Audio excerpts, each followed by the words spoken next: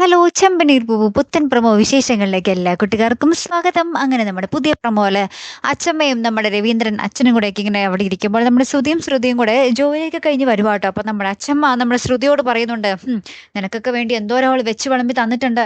അവൾക്ക് വയ്യാതെയപ്പോൾ നിനക്ക് 2 ദിവസം ലീവ് എടുക്കാൻ തോന്നിയോ എന്നൊക്കെ പറഞ്ഞ് നമ്മുടെ ശ്രുതിനോട് നമ്മുടെ അച്ഛമ്മ ഭയങ്കരമായിട്ട് ദേഷ്യപ്പെടുന്നുണ്ട്. ഇനി നമ്മുടെ ശ്രുതിനെ കൊണ്ട് പണിയെടുപ്പിക്കലായിരിക്കും നമ്മുടെ അച്ഛമ്മയുടെ ആ ഒരു ശീലവും ആ ഒരു രീതി അങ്ങനെ തന്നെ ആയിരിക്കും. നമ്മുടെ ശ്രുതിയെ കൊണ്ട് ഇത്രയും നാളും രേവതി എന്തൊക്കെ ചെയ്തു അതൊക്കെ ചെയ്യിപ്പിക്കും നമ്മുടെ അച്ഛമ്മ. എന്തായാലും ഒരിക്കലും രംഗങ്ങൾ തന്നെ ആയിരിക്കും കേട്ടോ.